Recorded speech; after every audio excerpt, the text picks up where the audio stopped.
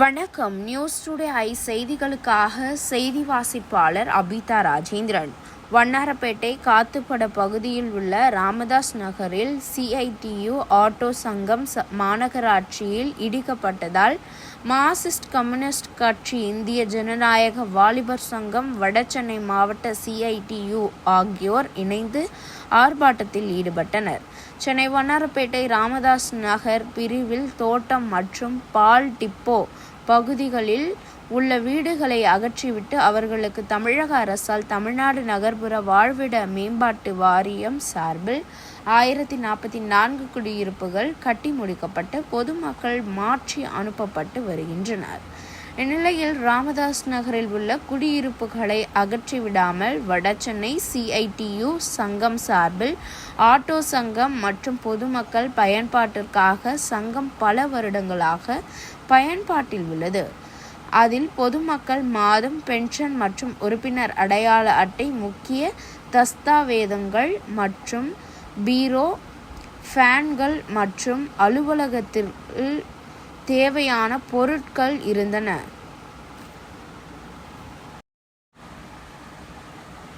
வீடுகளை இடிக்கும் போது நாங்கள் இடம் அமைத்துக் கொள்கிறோம் என்று மார்க்சிஸ்ட் கம்யூனிஸ்ட் கட்சி சார்பாக தெரிவிக்கப்பட்டுள்ளது.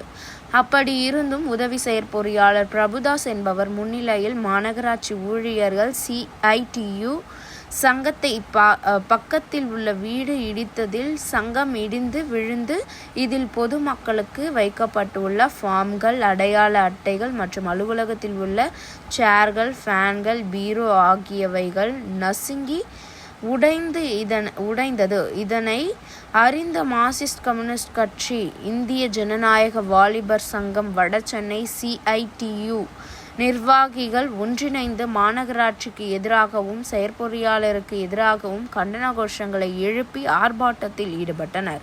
இதனால் அந்த பகுதியில் பரபரப்பு ஏற்பட்டது. எந்தவித தகவலும் தெரிவிக்காமல் திடீரென வந்து வீடுகளை அகற்றியதால் சங்கத்தில் உள்ள பொருட்கள் நாசமாகினதாக நிர்வாகிகள் தெரிவித்தனர்.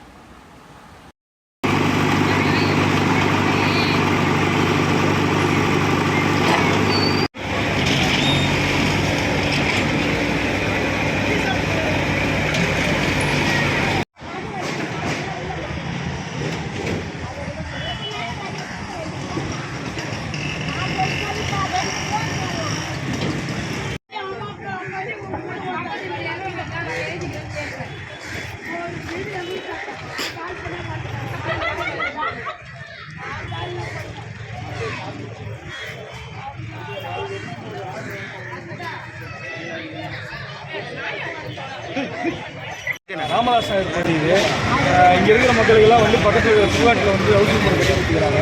அந்த ஹவுசிங் போர்ட்லேயே வந்து ஏகப்பட்ட பிரச்சனை இருக்குது. மேலே ஓடுறது, ஓட்ட உடச்சல், படிக்கட்டு கை வச்சா ஊடுறது, ஏகப்பட்ட பிரச்சனை இருக்குது.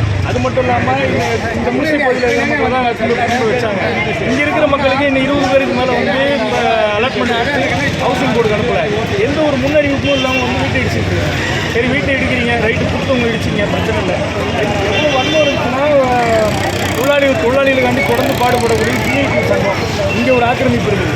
இந்த பக்கம் ஒரு ஆக்கிரமிப்பு, கட்சி பேர் சொல்ல வரும்போது ஆளுங்கட்சியுடைய ஆக்கிரமிப்பு, நிறைய ஆக்கிரமிப்புகள், கொடிக்கம்பங்கள்லாம் இருக்குது. அதெல்லாம் தட்டி கேட்காது இந்த மாநகராட்சியும் மேம்பாட்டு வாரியமும் வந்து இப்போ வன்மத்தோட CITU ஆட்டோ ஸ்டாண்டை வந்து இடிச்சிருக்கிறாங்க. இதை கண்டித்து பொதுமக்கள்லாம் திறந்துருக்கு. இப்போ இடிச்சது வந்து ஆட்டோ ஸ்டாண்டுங்களா, அது சங்கமானது?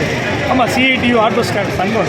CITU ஆட்டோ சங்கம். எந்த ஒரு அறிவிப்பு இல்லாமல் வந்துருச்சு? எந்த அறிவிப்புமே இல்லை. உள்ள 2 ஃபேனு, சேரு, டேபிள் எல்லாமே இருக்குது. இப்போ வரைக்குமே அது என்னுடைய இடம். அது நீ எனக்கு எந்த முன்னறிவிப்புமே இல்லாமல் எனக்கு எந்த நோட்டீஸோ இன்டிமேஷனோ கொடுக்காம நீ இடிக்க வந்திருக்கிறேன். நீ கொடுத்து நான் அதுக்கு உபயோக பண்ணலன்னா அது பரவாயில்ல. ஏன் என்னோட ப்ரைவேட் பிளேஸில் வந்து நீ வந்து இடிச்சது வந்து ஏற்றுக்கவே முடியாது. என் உணர்வு சார்ந்த பிரச்சனை. காவல்துறை என்ன சொல்கிறாங்க? காவல்துறை என்ன சொல்லுது? தெரியாமல் ஊந்துச்சுங்க போடுது. மனசாட்சியே நம்ம காவல்துறையை ஒப்புவிடுது. அதெல்லாம் ஏற்றுக்கவே முடியாது. போர்டு வந்து JCB பக்கெட்டோட வந்து இழுத்ததால கீழே வந்துருக்கு. தெளிவாக தெரியும். போர்டு நீங்கள் கவர் பண்ணிங்கன்னா உங்களுக்கு தெரியும். பக்கெட்டில் மாட்டி இப்படி இருக்குது, இப்படி இருந்த போர்டு இப்படி இருக்குது. சரி, ஓகே. இந்த முழு வன்மத்தோடு நடத்தின இந்த மாநகராட்சி குடிசை மாற்று வாரிய அதிகாரி, அந்த ஏஐ தொடர்ந்து வந்து மக்களுக்கு எதிராக மட்டும்தான் செயல்படுறாரு. பார்க்கக்கூடிய அதிகாரிகள் அவர் மேலே நடவடிக்கை எடுத்து மாற்றி விடுறாரு. பேர் சொல்லுங்கள். என் பேர் சுகைப்.